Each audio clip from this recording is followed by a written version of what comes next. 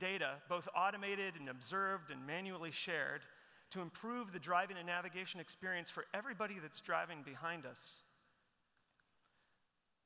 Take entire industries like the pharmaceutical industry. Historically pretty proprietary and secretive, is opening collaboration to increase and boost their R&D productivity. Eli Lilly is enabling scientists both inside and outside Lilly to share biological data through the Open Innovation Drug Discovery Program to help accelerate the discovery and the outcomes of really important drugs, like ones fighting diabetes and cancer. And lastly, space, the final frontier. I do a terrible William Shatner. But the sum of our ambition here can only be realized through open collaboration and breaking down silos. It's exactly what the International Space Exploration Coordination Group is doing. 14 space agencies. NASA, the European Space Agency, the Russian Space Agency, agencies from China, India, South Korea, the Ukraine are all breaking down, working cross-border, cross-language, cross-culture to help humans move beyond planet Earth. Creating a roadmap for human exploration in the stars that I think even Captain Kirk would be proud of. And there's wonderful examples even inside this room, inside our own community. ANZ Bank is one of the largest banks in Australia with close to 50,000 employees and traditions and histories, and in some cases, they feel ways of working that date back to their beginning in 1835. They've been around for a long time. And they're going through a really important and radical transformation, shifting from more closed ways of working to more open. And I'd like to let them share their story with you.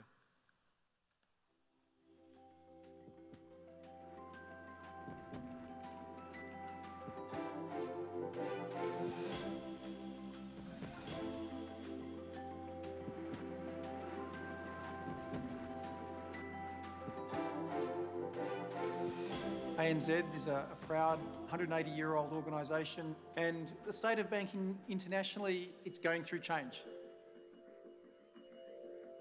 Banks have traditionally been risk-averse, slow-moving organisations.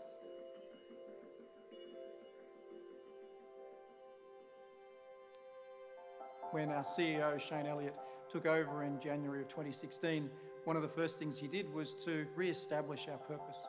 And our purpose at ANZ is to help shape a world where people and communities thrive. Traditionally, our product deliveries have been, let's deliver something in a year from now, and a year later, you really deliver something that's suboptimal. Bringing in Agile and integrating it with the tools really puts together quicker delivery.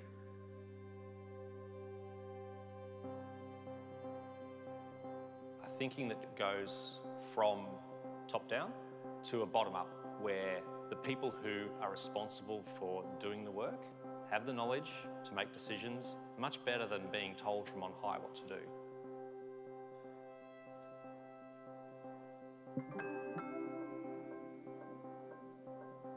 When leadership teams say we're going on this big agile transformation, eventually at some point they're going to need some technology to supplement that change. So using tools like Jira, Confluence, where we're not restricting access and allowing people to look at our work has been a real help for us to do things en masse together. Knowledge becomes powerful by sharing, so that it's no longer an individual's knowledge, it's a community's knowledge. Having this fabulous suite of tools that just enables all of that to magically happen for us is the gift that keeps on giving. I don't really understand any of how it all works, so it is just unicorn magic.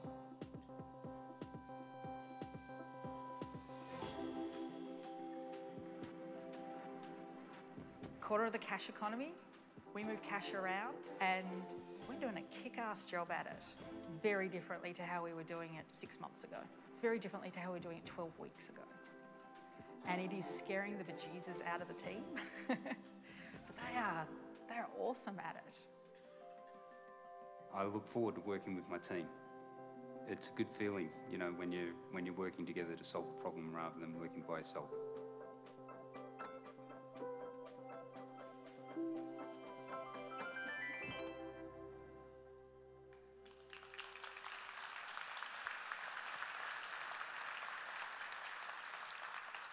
That's an awesome story. I want to thank the ANZ team for sharing that with us. I think what you hear there is that open systems and open ways of working are incredibly powerful.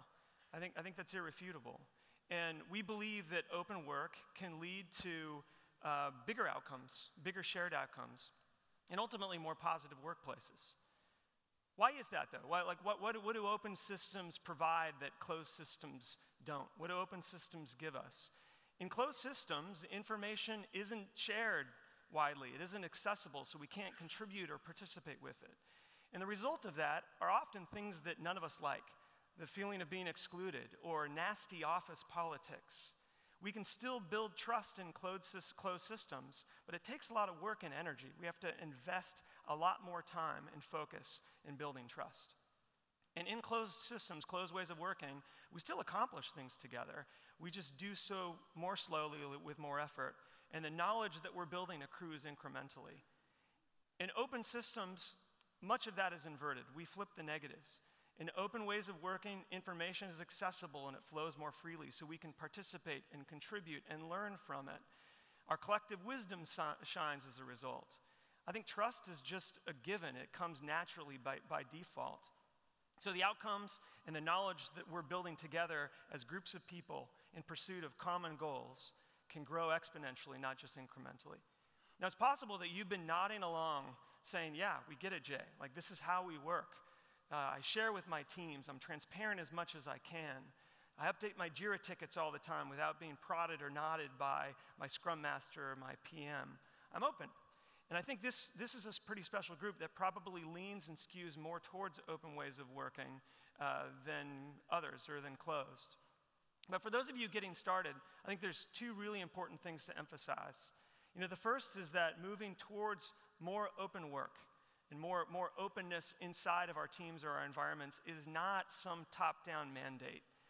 It's not something that you need to wait for somebody to say, work this way, it's okay. It's something that any one of us in the room can initiate or trigger with a small change. And potentially that small change can become an inspiration for the rest of our team or for other teams around us and potentially the rest of our organization. It's a really important point. It starts with us. The second important point is that this is not a binary move. We don't go from closed to open and we're done. There's a pretty broad range of approaches and practices and behaviors that we can move across. Atlassian has been an open company since our inception, and we're still learning now, 15, 16 years later, how to work more open. And so across this spectrum, it's a journey that we can move, and the further we move more towards openness, the more impact and the more potential we believe we can unleash as organizations and as teams. Now, knowing where we are in that spectrum is pretty important to figure out what we do next and what we could do next to move further along. And so we wanted to help there, and we built a simple 6-question open survey to help you and your teams identify where you sit in this journey towards more open ways of working. These 6 questions are going to explore the areas that I talked about at the very beginning, where we can dive a little bit more deeply into establishing shared context and providing more flexible ways of collaborating and working together and increasing our ability to adapt. So this is going to be interactive. I want you to get out your mobile phone. I'm going to do this with you. Get out your mobile phone. Bring the lights up. We're going to have music in a second, but make sure you've got that super strong, reliable Wi-Fi connection or a data plan that isn't going to cost you extra money. And go to workopen.io. This is going to take us less than 2 minutes. There's a couple of questions to just identify your team size or organization size. And I'm going to fill this out and stop talking so you can concentrate in 1 minute. What you're going to see when you complete this is a score. And that score is going to be an indicator of where you are in the spectrum. You can keep it to yourself or you can share it with a person next to you or a teammate. There's no right or wrong here. There's no bad or good. This is a journey all of us are on. So here we go. We're counting down on the top, and we're going to start to plot some results up on the graph here.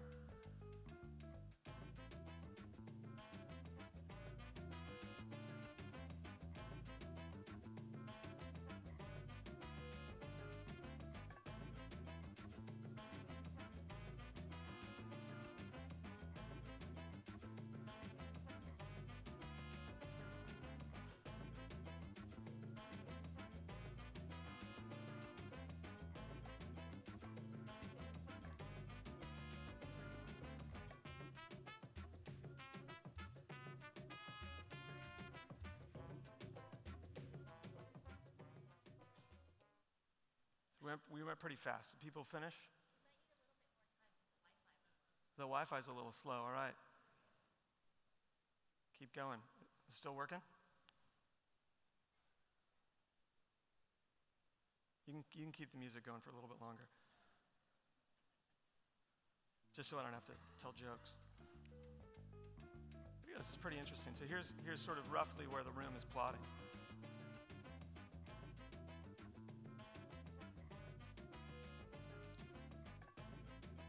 It's actually a pretty chart. Okay, so let's do 20 more seconds.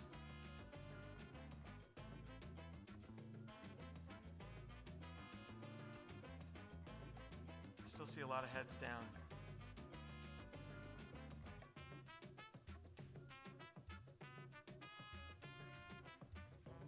All right, people good? Roughly, yeah? This is illustrative, so you can take this later, but let's keep moving. There's a couple of different dimensions that we can look at this data that we haven't seen, which is pretty even. So I would have imagined here that maybe smaller companies or smaller teams would have an easier time moving more towards open ways of working. You know, potentially even younger companies have an easier time to move towards more open ways of working than older, more established companies. Maybe less to change and more to start. On an aggregate level, the room was at a 61 for those of you that were able to complete it. I thought you might be curious about where Atlassian scored. We took this survey as a company and scored a 74. And I think what's interesting there is, as I mentioned, we've been open since the very beginning. You know, a very open company, the way that we use our own tools, everything is basically open by default. The way that we approach teamwork and communication and connection is very open. You're going to hear about some of that later. And yet we still have room to grow. We still have room to explore different ways of increasing how open we are as a company and as a team. So, you know, equally important to some diagnostic, some mile marker of where you are, I think are practical, useful tips and advice to help you understand how to advance. And that's exactly what we're going to cover in the next 30 minutes. I'm super excited to welcome to the stage two incredibly wonderful Atlassians, Molly from our R&D organization and Beck from our talent team, who are going to share ways that we've explored how to work more openly over many years at Atlassian. And the goal here is to leave you with some very practical things that hopefully you can take back to work next week. We certainly don't have all the answers, but we do want to share experiences that we think might be illustrative or helpful. As these two Atlassians take the stage, the last thing I want to share as I leave are just voices from Atlassians inside of the company expressing in their own words how working open impacts them.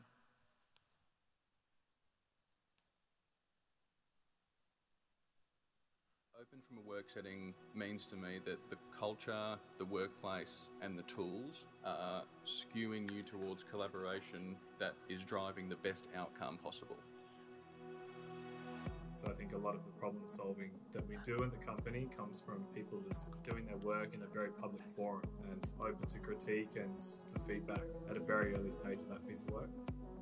Somehow it's like you're on the same page with not only your entire team, but 3,000 other people. It's because it's more of a horizontal approach to the way we work. That information allows you to make sensible decisions because you see the full picture. I don't have to ask for permission to be open. It's not a CEO decree. It's just a better way to work with it. It's being unafraid to be wrong because it's an environment where being wrong is just part of the conversation rather than a condemnation. It surprised me when I saw Atlassians being as open about the things going on in their personal lives as they are about the things going on in their professional lives. I never realized that who I am was relevant to the work that I do until I came here.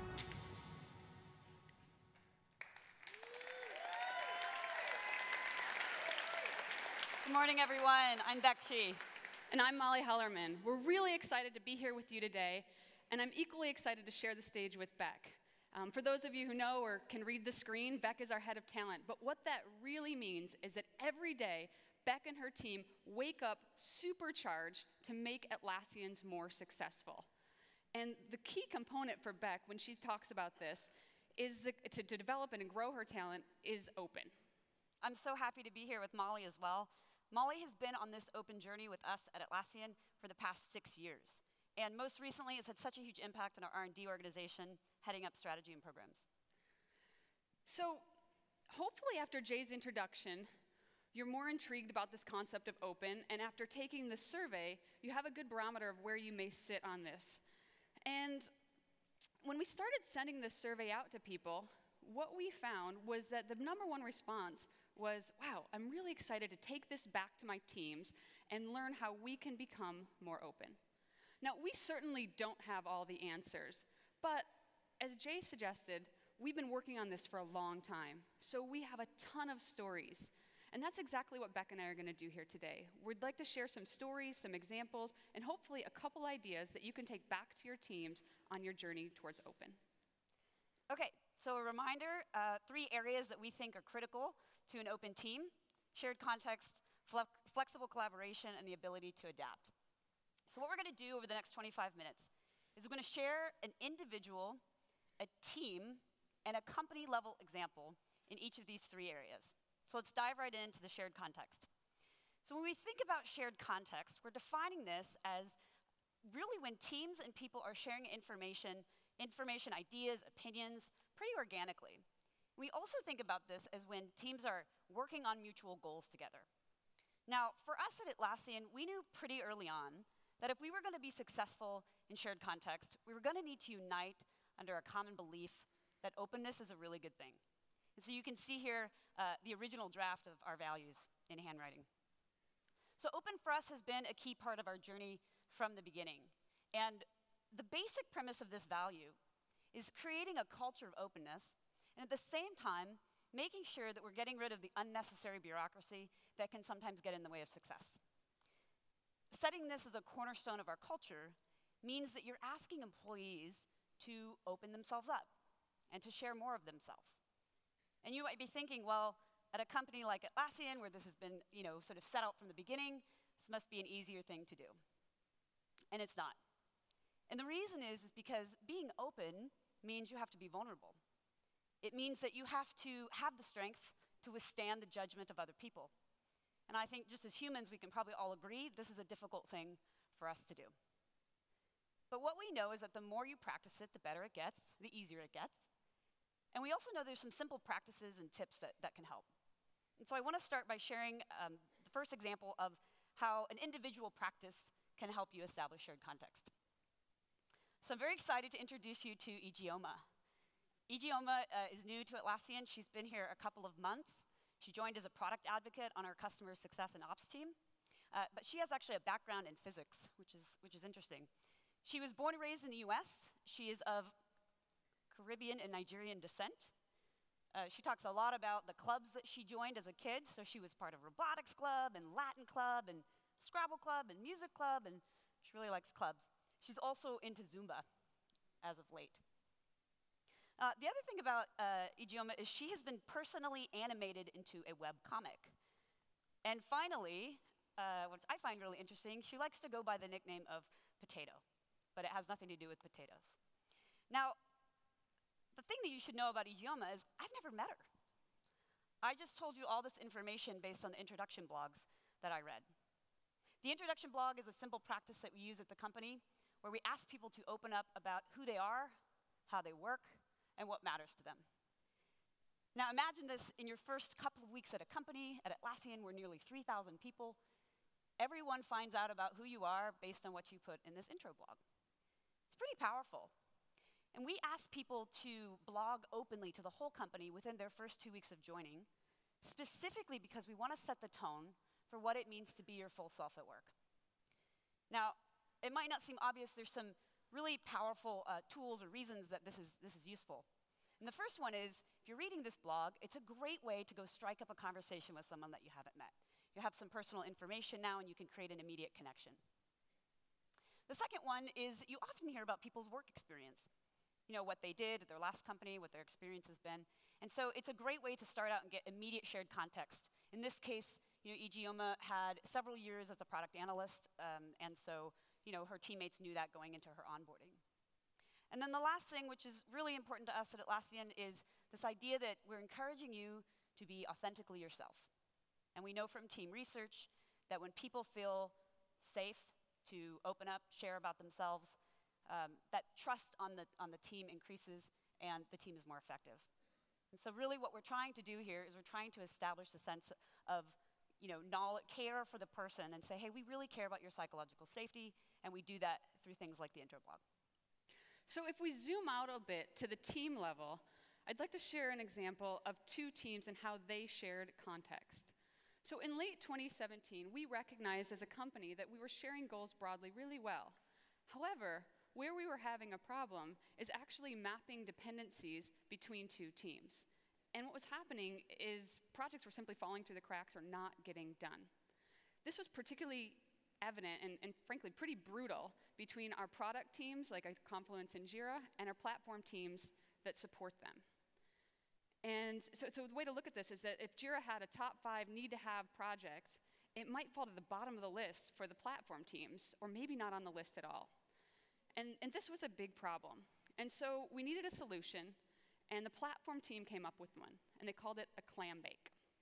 So you're probably wondering, as I did when this came out, what is a Clambake? Molly, what is a Clambake? Here it is. So a Clambake is essentially an opportunity for people to get together on a beach, have some beers, share some stories, learn from each other, and of course, bake some clams. So we took this notion of a Clambake, and we turned it into a way for the product and platform teams to actually meet. Now, the first time that they did this, it was relatively modest. They did 3 simple things. First, they shared open Confluence pages and that had their plans and priorities on it. Second, they got together to meet and to talk about those and really digest that information together. And then third, they set up, after these lightweight meetings, they actually got together one-on-one or as individuals to talk about some areas that maybe needed some more attention or ironing out. It was really as simple as that. Now, the cool thing from this is that people came out of these meetings feeling that they had learned a lot, but also that they had been able to contribute a lot. And this type of sharing is something that is really meaningful in the process. Since that time, we found that a lot of teams have taken on this approach of Clambakes and created their own mini Clambakes, adapting it and adjusting it to really fit their team's needs. And of course, the original product platform Clambake has grown in its scale and in its reach, most notably starting to record the sessions, which seems like a really easy thing to do, but what we found is that when we recorded it, more people could participate and they weren't tied to a meeting room, to a certain location, or a time zone. And this asynchronous work really increased the ability for people to learn and to share. So after this example, I know what probably you're thinking, or I'm gonna guess what you're thinking. This is exciting, Molly. This is really exciting, and I feel it. I feel that you're excited, especially that section there. So you're excited, but you don't like clams. Or maybe you feel this is a little bit outside of your scope of influence. Here's the thing to remember. It only takes 2 teams to make this happen. And if you don't like clams, change the name. So now to take this out one more layer to a company level of shared context, a unique example comes in the form of Project Central. Project Central is essentially a home. It's a central registry of all the projects that are happening at Atlassian that are 2 or more people committed for 2 or more weeks. This is a ticket of Project Central for this event right here, for Summit. And anyone in the company can log into this, look at the ticket, see what's happening, track it, and if you're really keen and you want to track this on a weekly basis, you can subscribe and get that update email. Now, the beauty of Project Central is, yes, that you have this information, it's open, it's visible, we can share it.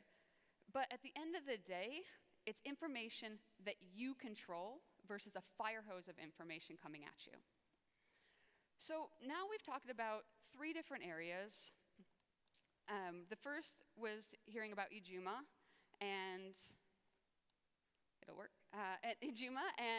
the intro blogs. Second, you heard about our practices of Clambakes. And of course, we just talked about Project Central, 3 ways that we share context at Atlassian. So let's imagine now that you've established shared context, you know each other a little bit better on the team, you're establishing mutual goals, everyone's sort of rowing in the same boat. What now? We think that the next critical aspect of an open team is flexible collaboration. And these were the questions number 3 and 4 on the survey that you just took. So when we define flexible collaboration, we think of this as a sense of fluidity between the teams. And most importantly, you're ensuring that there's room for disagreement and dissent and differing opinions. And I think Shane talked about this as that cognitive friction. And so a simple way to encourage flexible collaboration in an organization is when one person or one team has an idea or a solution that they think could be useful in another part of the company, and they share it proactively. Do they have to? No, you don't have to. But should you? Absolutely. So I want to share with you an example where one person on our team helped us move along in our flexible collaboration. So it's probably about halfway through the year last year, our recruiting team knew that we had to dramatically improve our efforts if we were going to get after and hire the total number of people that we needed to hire because we're growing, which is a really great problem to have. And the problem at the time was our recruiting team hadn't quite built a forecasting model that would allow us to ensure that we made all those hires. So that's where Partha comes in. Partha, at the time, was part of our customer success team. And even though he's not on recruiting, he noticed the problem that we were having. And he thought, you know, I've built something that I think if it was translated a little bit, it could really work for recruiting. And so he approached us and offered us this new way of thinking. Now, the thing that's really important about this, I think, is on Partha's part, it takes a lot of guts and a lot of courage to come to a different team that you're not part of and say, hey, I have an idea, maybe try it this way. And on the other hand, it takes quite a bit of humility and willingness on the other team to say, well, we'll try it. Let's go for it. And thanks to that offer and that receiving, both teams, I think, benefited and probably saved us a lot of time and energy. Offering shortcuts like this is just one way that we think about flexibility and collaboration, and especially if you're able to kind of drop your ego and be open to a better way, it can really benefit both teams. So how about a team example now? Recently, our IT teams figured out a new way to work with our third-party vendors. So I'm curious in the room, how many of you all, as a sort of regular practice, work with third-party vendors? I should see like almost every hand. Yeah, makes sense. So you guys you'll relate to this.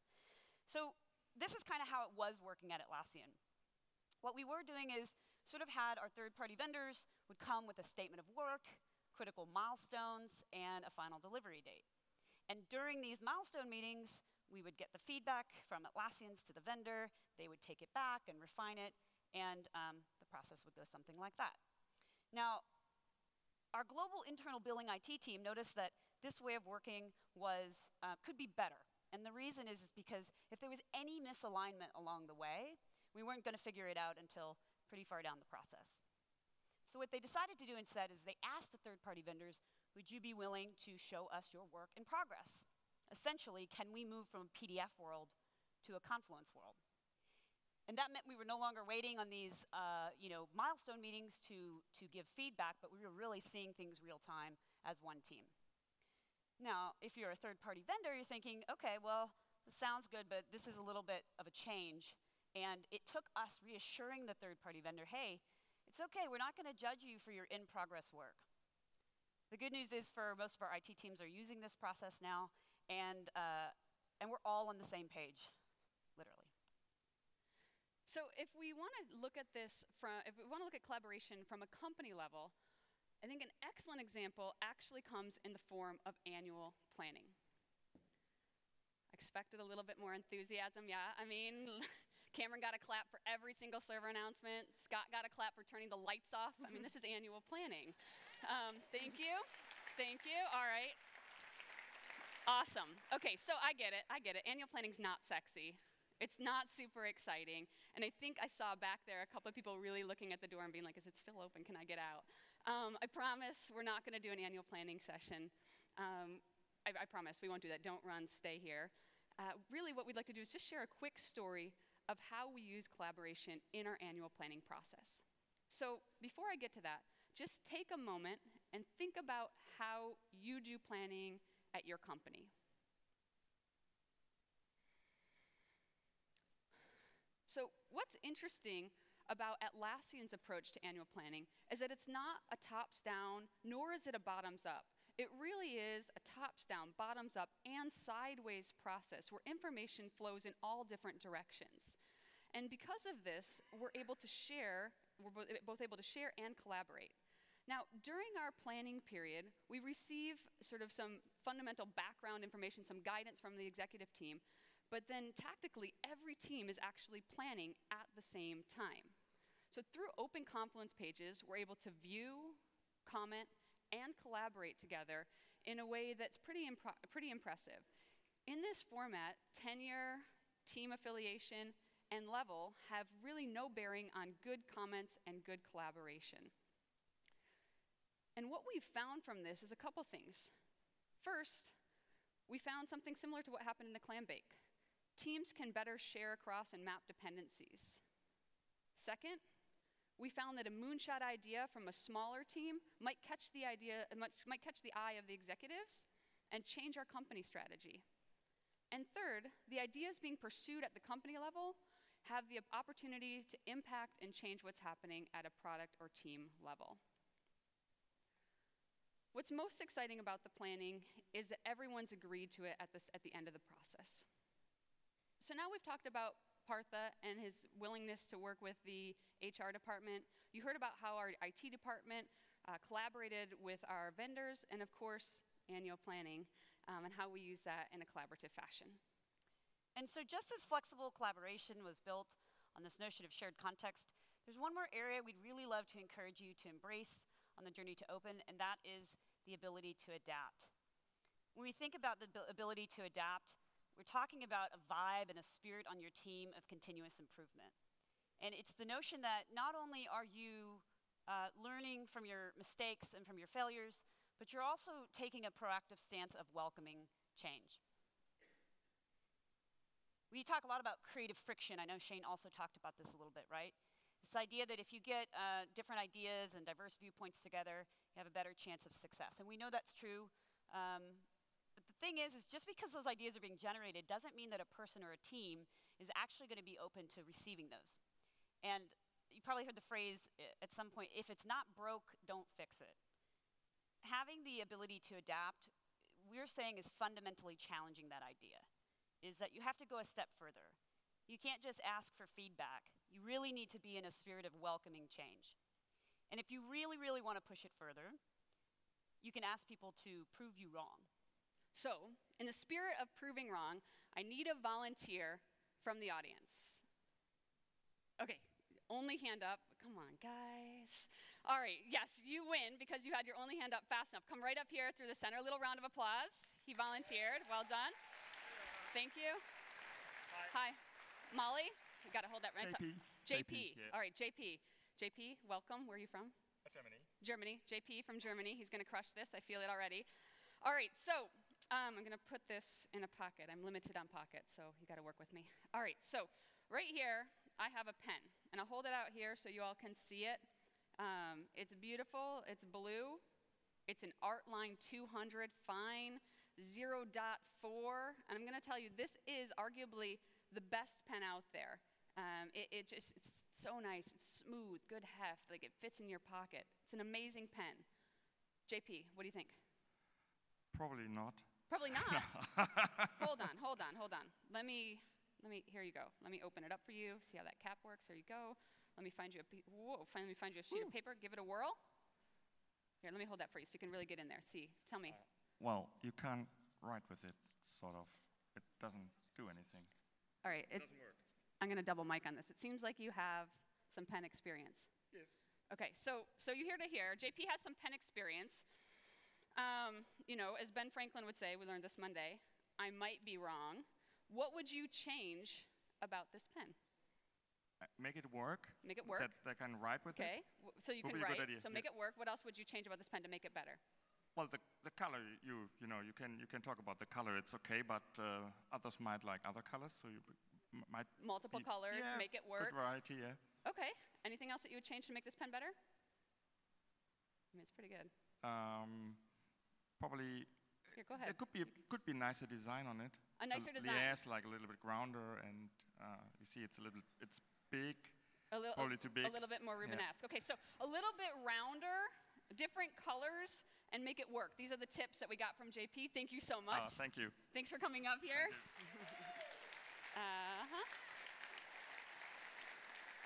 Just gonna put that down there. All right, so you saw that JP was relatively easy on me there. He didn't want me to fail in front of all of you, especially since none of you volunteered. So he didn't want me to fail in front of you. And candidly, I really wasn't looking for feedback at the beginning of this. I just wanted him to confirm that this was an amazing pen.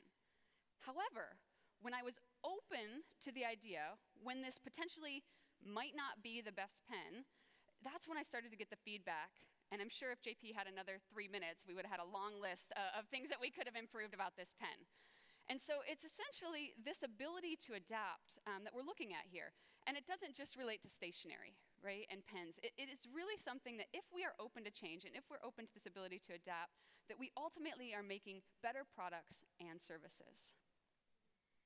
So it's one thing to ask people to prove you wrong and poke holes in your ideas, and it's a related but different idea to be able to admit mistakes and failure publicly. I think if we were being honest on that quiz at Atlassian, we would probably say that we admit mistakes and share our learnings selectively. And the reason we would say that is because we still feel like we've got a long way to go before all of our teams are openly sharing their learnings. But with that said, it starts with one team doing it, and so I'm going to take the chance now and share a personal team failure. Let me go back one. So our goal at Atlassian, I hope you know, is to be as open as possible. But in the HR team, sometimes we run into that boundary of what we can and what we can't share and at what point in time. And anything having to do with your pay or your benefits may be something to give a little extra thought to. So most recently, our team was working on a relocation policy, which are the benefits that you're going to give employees when they move from country to country. And we thought that we were working in a restricted Confluence page. It's like a cringe moment coming. Because we were still actively kind of deciding what it was we were going to be deciding. And unfortunately, for the people who were watching, the employees who were watching this page, they got to see our stream of consciousness and all the different thoughts, and some of those ideas they really didn't like. And so you can imagine there was quite a reaction. We had several people contact us saying, hey, what's going on? Why did you update the policy last week and didn't tell us? And some people thought maybe we were hiding something. We chose to answer this person's question in a company-wide FAQ. And you can see it here. It says, in short, we messed up. We were moving quickly. We started collaboratively editing. A lot of you saw it. We're really sorry. Now, I think the point here is it would have been easier to just follow up with this person one-on-one and say, hey, here's what happened. But we chose not to. And I think the reason is because we know that when you can admit failure and making mistakes publicly and you can share what the learnings are, everyone gets to learn from it. And shortly after we posted this, we got a comment back, and Sam basically wrote back and said, hey, thanks for owning this, and also here's some things you can do next time so this doesn't happen, which is typical Atlassian. So I guess I just want to be real with you for a second about this, because this is not fun to admit your failures and then take it a step further and share it with the whole world. It's not an easy thing to do. At least it's not instinctive to most of us. But just like you heard a million times growing up, we learn from our mistakes. We know this to be true, and even the most recent brain research proves that when you can admit mistakes, your brain chemistry fundamentally is altered for the better. And so anything that you can do to share your mistakes openly, as hard as it might seem, is going to benefit you and the rest of the team. Now, Atlassian's journey towards better understanding remote working offers a great insight into how we've adapted as a company. So we acquired Trello about 2 years ago. And when we acquired Trello, we thought that we were pretty good at remote and distributed working. I mean, look at it. Everyone had their own video conference line. We had monitors in every conference room and many of the phone booths, and we were working across 10 or more geographies and time zones. Like I said, we thought we had this down. However, when we started talking to our Trello teammates and their leaders, what we found is we really were a long ways to embracing a true remote working culture. And so what we decided to do is we decided to start to listen. Now, Trello is a recognized authority in the space of remote working. 66% of their workforce is remote. And over the last year alone, hundreds of thousands of people have downloaded their guide, How to Embrace Remote Work. I'll say it again because it's pretty awesome. You can write it down, type it up. It's How to Embrace Remote Work, the ultimate guide. So look it up. We read it. We took a lot from it. And when we did that, and when we recognized, man, Trello is the authority in this space, and we have a lot to learn, we were able to change some things. We're able to change the way that we worked, ensuring that there were a common 4 hours for all people on a remote team. We changed the way we interacted, ensuring that everyone on a remote team who was calling into a meeting was calling in individually on their own headsets with their own screen, regardless of whether they were across the ocean or sitting right next to that person in the same meeting room. And we changed the way that we included people, taking such office traditional events like Ship It and creating a remote version of them. Now, as Shane Snow talked about, this takes a little bit of intellectual humility to do this. And we certainly have it. As Jay said at the very beginning, we definitely don't have all the answers. But we do have a willingness to change. And that's what's enabled us to take these steps, and I'm sure the next steps that we have on this remote working journey. So we've just talked about sort of individual failure and being open to that, and being open and willing to hear that. We heard about Beck and the HR teams admitting failure and then reacting to it in a public way that the company could learn from. And then, of course, just now, Atlassian's journey towards remote working and how we have adapted along that journey. And our hope is that in sharing these stories with you today, you've gotten a glimpse, at least a little glimpse inside of Atlassian and what some of this journey has been like for us on this path to open. We have learned that it's not enough for a few scattered individuals in an organization to be acting and working in an open way. We also know that it's not enough just for your leaders to say this is the way it should be, and it certainly we don't think should be relegated to HR's job. In fact, this is actually something that when you can get a group of people together on a team deciding together that they want to work in an open way is when this is the most powerful and when this becomes viral and starts spreading to other parts of your organization. And so I guess what we really want to leave you with is that while it can start anywhere in the organization, we know that it's teams that sustain that change. So no matter where you landed on this journey towards open and where you scored on the quiz, we hope that you're encouraged to continue the journey and that there are some examples that we've raised here that we brought up that bring you some inspiration as you take those next steps. Now, Beck said at the very beginning, it's not easy. We recognize this is a hard thing to do because it requires us to change and to change not only how we work, but how we interact with our teams. But we know from our comments, from Jay's comment at the very beginning, that if we are willing to change our ways of being, of thinking, of interacting, of working with people, if we're open to that, we have an amazing potential to have a supersized impact. So what we'd like to do is leave you with a couple ideas based on each of the 6 questions in the survey. Okay, so the idea number 1 is we'd like for you to try sharing something personal about yourself or asking someone else about themselves. You might find that you have a much quicker access to connection and building on the working relationship. Idea number 2. Share a plan or an idea with someone who's on another team before it is fully baked. You might see a new perspective. Idea number 3. Highlight something that you or your team is doing really well today and scan the company and see if there's any other place that could be applied. You might find that others follow suit. Idea number 4. Wear the hat of a customer or someone from a different team in a meeting. You might discover a new solution. Idea 5. No matter how hard it is, try acknowledging a recent failure with your team or team members. You might actually prevent someone else from making the same mistake. And idea number 6. Even when you think you're ahead of the game, take a moment and question it. You may discover that you have a lot to learn. So with that, we want to thank you for your time And we really look forward to hearing about your journey on the path to open, both in terms of your successes and your failures. Appreciate it. Thanks. I need a clicker.